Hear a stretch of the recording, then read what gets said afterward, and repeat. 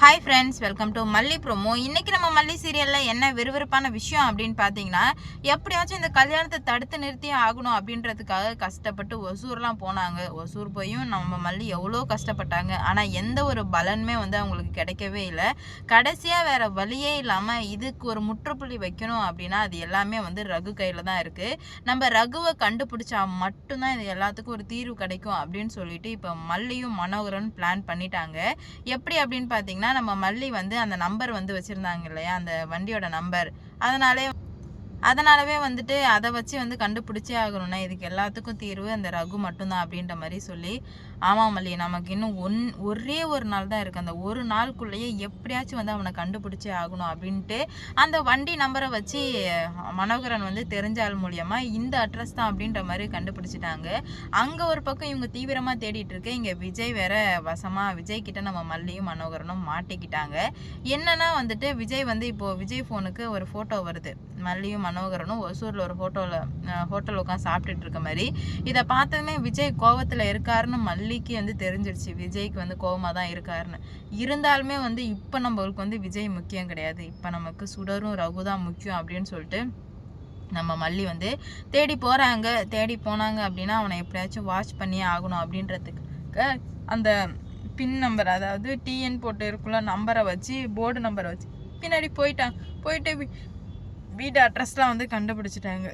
வீடு அட்ரஸை கண்டுபிடிச்சி உள்ளே போனாங்கன்னா அப்போ தான் தெரியுது, பொறுமை அண்ணன், எந்த பிரச்சனையும் இல்லாத அளவுக்கு நம்ம போகணும் அப்படின்ற மாதிரி சொல்ல, ஆமாம் போகலாம் அப்படின்னு சொல்லிட்டு இப்போ உள்ளே தெரியாமல் உள்ளே போனால் ரகு இருக்கான்.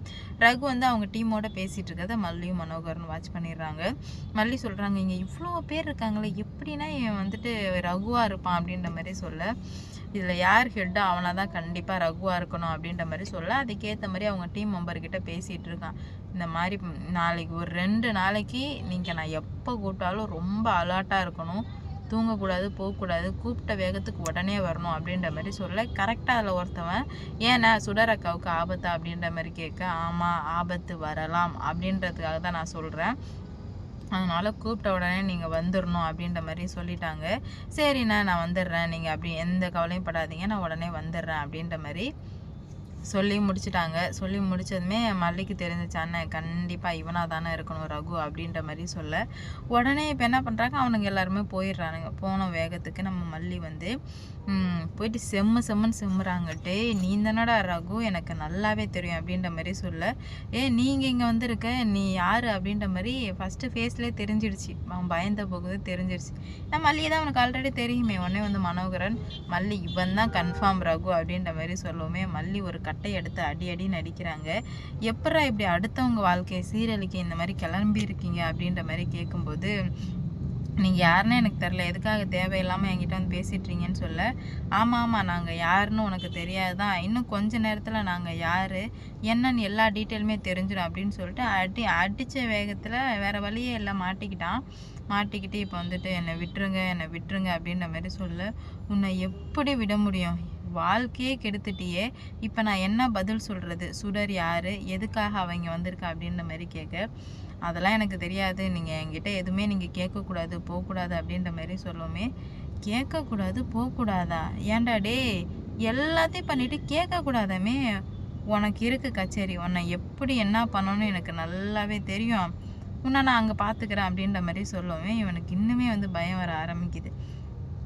என்னடா இது, இவன் பாட்டுக்கு இவ்வளோ சொல்லிகிட்டு இருக்கானே அப்படின்னு சொல்லிட்டு அடித்து, அண்ணா இவனை வாங்க நான் இழுத்துட்டு போகலாம் அப்படின்னு சொல்லிட்டு ஒரு கட்டத்தில் அடின்னு அடிச்சிட்டு இருக்காங்க.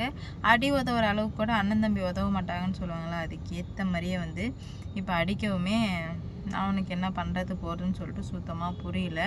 அடித்த வேகத்துக்கு ரொம்ப பயந்து போயிட்டான். என்னடா இது, இப்படி நம்ம வசமாக மாட்டிக்கிட்டோமேன்னு சொல்லிட்டு அவனுக்கு என்ன பண்ணுறது போகிறதுன்னு சொல்லிட்டு சுத்தமாக புரியல.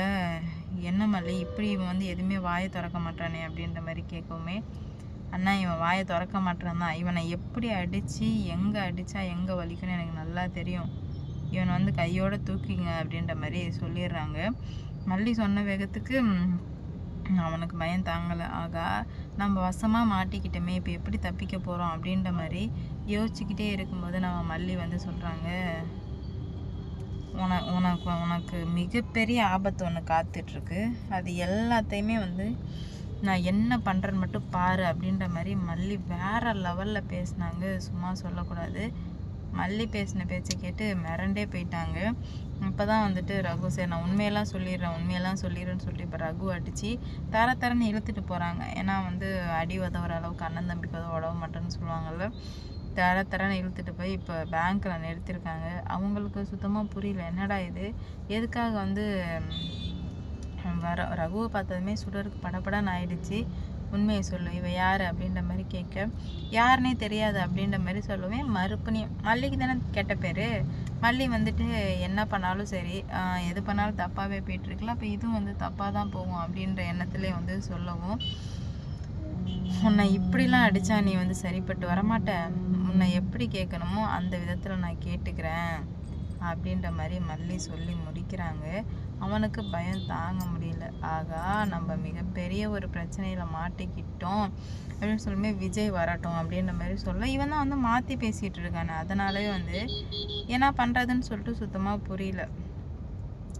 எல்லாமே போச்சு, எல்லாமே வந்து கைமீறி போயிடுச்சு. இதுக்கு மேலே எதுவுமே வந்து நமக்கு கிடைக்க போகிறதே இல்லை அப்படின்ற மாதிரி ஸ்ட்ராங்காக ஒரு முடிவுக்கு வந்துட்டு இருக்காங்க.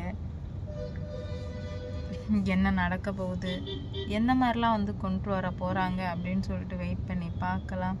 எவ்வளோ பிரச்சனை வந்தாலும் எல்லாத்தையும் சரி பண்ணணும், விட்டுறக்கூடாது அப்படின்ற மாதிரி தான் நினச்சாங்க. ஆனால் வந்து இதுக்கு மேலே வந்து எதையுமே வந்து சரி பண்ண முடியாது, விட்டுறவும் முடியாது அப்படின்ற மாதிரி தெளிவாக தெரிஞ்சுக்கிட்டு பல பிரச்சனைகளை வந்து பண்ணிகிட்ருக்காங்க. பார்ப்போங்க என்ன நடக்க போகுது அப்படின்னு சொல்லிட்டு. மல்லி என்ன முடிவுக்கு வந்தாங்க அப்படின்னு பார்த்தீங்கன்னா, இதுக்கு மேலேயாச்சும் நம்ம வந்து கரெக்டாக இருக்கணும். ஏன்னா எவ்வளோ பிரச்சனை பார்த்தாலும் விஜய் வர்றதுக்குள்ளே இவனை எப்படியாச்சும் சொல்ல வைக்கணும் அப்படின்னு சொல்லிட்டு மனோகரன் காதில் போயிட்டு சொல்லிடுறாங்க. இந்த மாதிரி ரகசியமாக நான் தான் வந்துட்டு மனோகரன் சொல்கிறாரு, நான் நீ எப்படியாச்சும் பேச வைமா, அவனை ரெக்கார்டு மட்டும் எடுத்துகிட்டா போதும், வேறு ஒன்றும் வேணாம், அந்த ரெக்கார்டை வச்சே நம்ம பார்த்துக்கலாம் அவனை அப்படின்ற மாதிரி சொல்கிறாங்க. ஆமாண்ணா, நீங்கள் சொல்கிற மாதிரி ரெக்கார்டை எடுத்தால் மட்டும்தான் வந்து சரி வரும். இவனை இப்படியே விட்டு வச்சுட்டே இருந்தால் சரி வராது. எவ்வளோ பொய்க்கு மேலே போய் சொல்லிகிட்டே தான் இருக்கான்.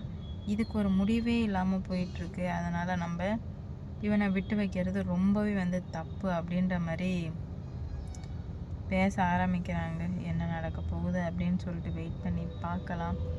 இந்த வீடியோ பிடிச்சிருந்தா லைக் பண்ணுங்கள், ஷேர் பண்ணுங்கள், மறக்காமல் சப்ஸ்கிரைப் பண்ணிக்கோங்க. அப்போ தான் நான் போடுற வீடியோ நோட்டிஃபிகேஷனாக வரும். அடுத்தடுத்து என்ன நடக்க போகுது, இன்னும் பிரச்சனைகள்லாம் எந்த மாதிரி வரப்போகுது அப்படின்னு சொல்லிட்டு வெயிட் பண்ணி பார்க்கலாம்.